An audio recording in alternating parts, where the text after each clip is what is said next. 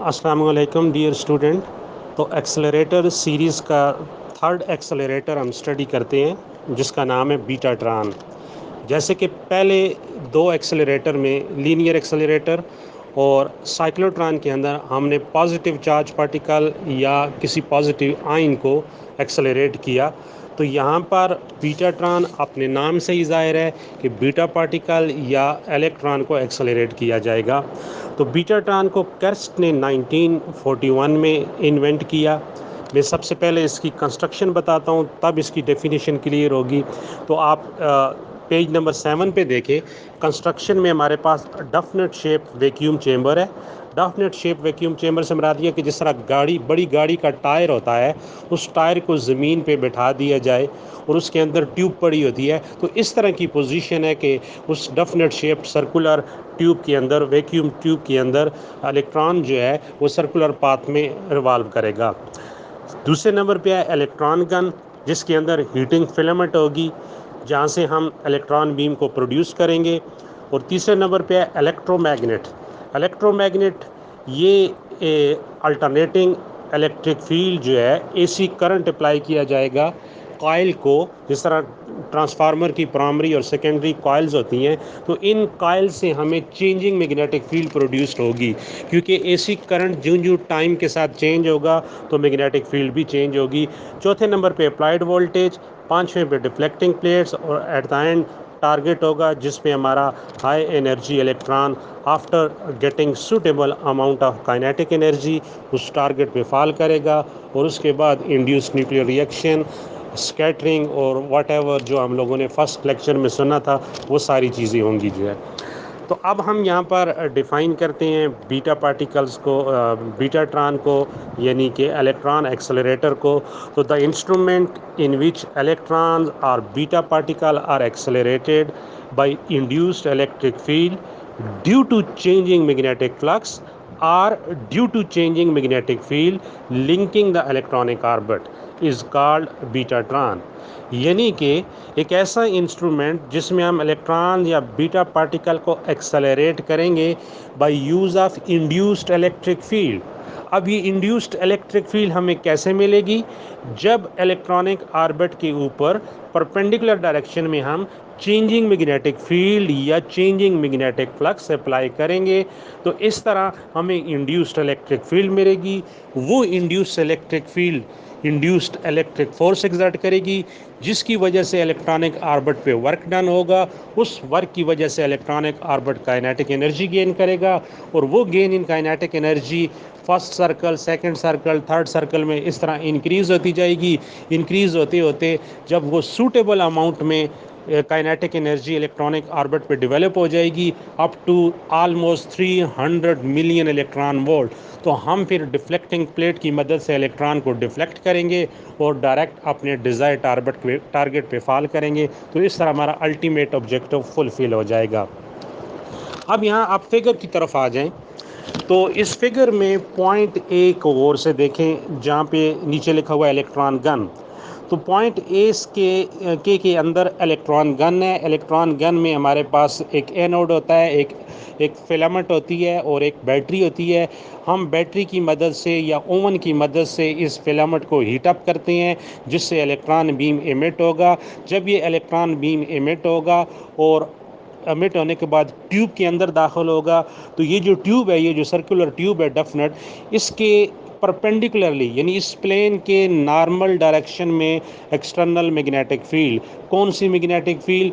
Oscillating magnetic field, changing magnetic field, जिसका origin क्या है? एसी करंट, वो अप्लाई की गई है। यानी पेज के into the plane of page, या बोर्ड होगा तो into the plane of board. तो आपके मुंह की तरफ नॉर्थ पोल और नीचे पेज की तरफ साउथ पोल है। तो ये क्रॉस सिंबल मैंने बीच में शो की हुई है, जिसमें बताया जा रहा है कि magnetic field normal to electronic orbit apply की हुई है। लेकिन one thing you should keep in mind that ये मैग्नेटिक फील्ड कांस्टेंट नहीं है। ये टाइम के साथ क्या हो रही है? चेंज हो रही है, क्योंकि इस मैग्नेटिक फील्ड का जो सोर्स है, ऑरिजिन है, वो अल्टरनेटिंग करंट है। जो अल्टरनेटिंग करंट चेंज होगी, मैग्नेटिक फील्ड भी चेंज होगा, और जब मैग्नेटिक फील्ड भी चेंज होगा, फ्लक्स चेंज होगा और फ्लक्स के चेंज होने से क्या होगा, इंड्यूस्ड ईएमएफ डेवलप होगी। वो इंड्यूस्ड ईएमएफ इलेक्ट्रॉनिक ऑर्बिट पे वर्क डन करेगी, उस वर्क की वजह से काइनेटिक एनर्जी इंपोर्ट होगी और इलेक्ट्रॉन सूटेबल अमाउंट में एनर्जी गेन करेगा। तो इस तरह जब इलेक्ट्रॉन गन से इलेक्ट्रॉन बीम हमारा इस ट्यूब में एंटर होगा तो मैग्नेटिक फील्ड उसको सर्कुलर ट्रेजेक्ट्री प्रोवाइड करेगी और चेंजिंग मैग्नेटिक फील्ड से जो इंड्यूस्ड ईएमएफ है, इंड्यूस्ड इलेक्ट्रिक फील्ड जो है, ये एक्सेलरेट करने में मदद देगी।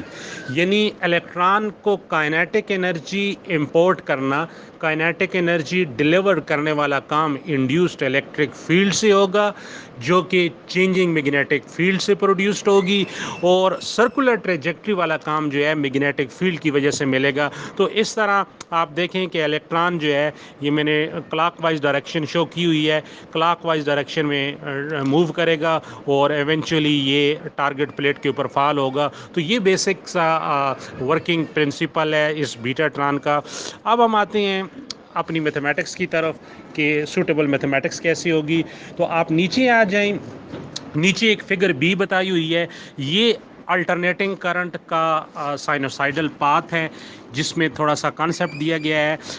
टाइम एक्सेस एक्स एक्सेस के लॉन्ग है और करंट वाई एक्सेस के लॉन्ग है। तो आप एसी करंट को देखें कि ये 0 से पी पॉइंट तक करंट 0 से इंक्रीज़ हो रही है और पी पॉइंट पे जाके मैक्सिमम हो जाती है। तो उस वक्त जो टाइम पास होता है 1/4 of the period of AC, यानी T/4, नीचे देखें 1/4 साइकिल बाद T/4 टाइम के बाद आपकी एसी करंट मैक्सिमम है और फिर मैक्सिमम वैल्यू से गिरना स्टार्ट करती है। तो आफ्टर हाफ साइकिल T/2 के बाद 0 हो जाती है और फिर 3/4 साइकिल के बाद दोबारा मैक्सिमम लेकिन नेगेटिव डायरेक्शन में, और इसी तरह फुल T के बाद दोबारा 0 हो जाती है।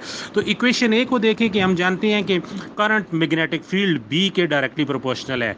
तो जब करंट 0 से मैक्सिमम होगी तो बी भी 0 से मैक्सिमम होगा, यानी बी अपनी मिनिमम वैल्यू से पीक वैल्यू की तरफ जा रहा है, तो चेंज हो रहा है। और हम जानते हैं कि मैग्नेटिक फ्लक्स फाई जो है ये बी ए के इक्वल होता है और according to Faraday law of electromagnetic induction जब बी चेंज हो फ्लक्स भी चेंज होगा। और हम ये जानते हैं rate of change of magnetic flux is directly proportional to induced EMF produced. So equation B के अंदर देखें फैराडे लॉ की डेफिनेशन दी हुई है, EMF is equal to negative time N d phi by d t. ये minus sign Lenz law के तहत हम लोग डायरेक्शन फाइंड के लिए यूज़ करते हैं, यहाँ उसका हमारे साथ कोई ताल्लुक नहीं है। और एन नंबर ऑफ लूप्स होती हैं, तो इलेक्ट्रॉनिक ऑर्बिट में हम एन जो है नंबर ऑफ लूप 1 लेंगे। तो आप पेज नंबर 8 पे चले जाएँ तो अब हम यहाँ पर कंप्लीट मैथमेटिकल स्टेप्स करते हैं। बहुत ही ईजी हैं, बहुत ही आसान है, सिर्फ आपने थोड़ी सी अपने पास पेन भी लेना है, पेज भी लेना है और बाद में इन पे प्रैक्टिस करनी है। तो using Faraday law of electromagnetic induction changing magnetic flux produces an induced EMF. So EMF is equal to N d phi by d t, N equal to 1। तो EMF d phi by d t equation 1 आ रही है।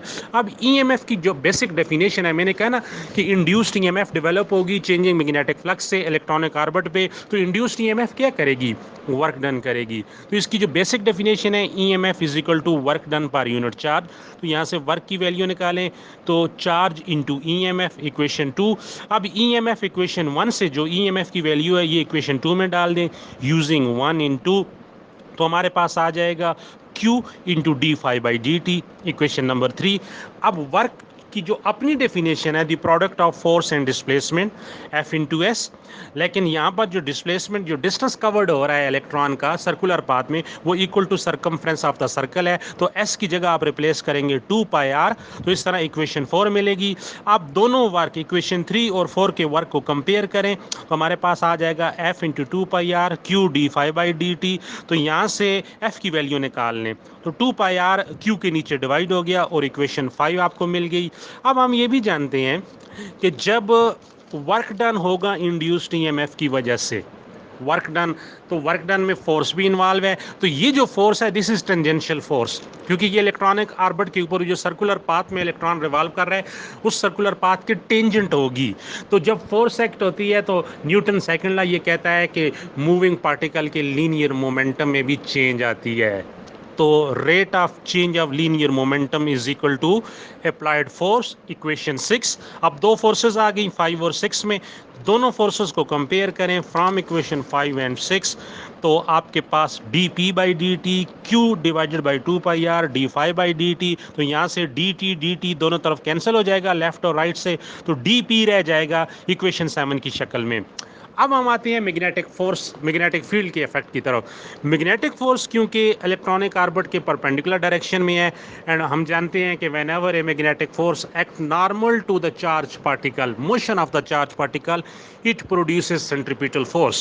So magnetic force is equal to centripetal force, यानी centripetal force can be produced by the action of magnetic force।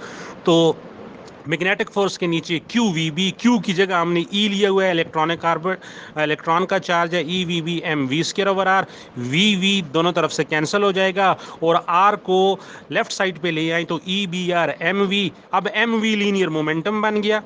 तो इसका order change करें, linear momentum P is equal to e B r, equation 8।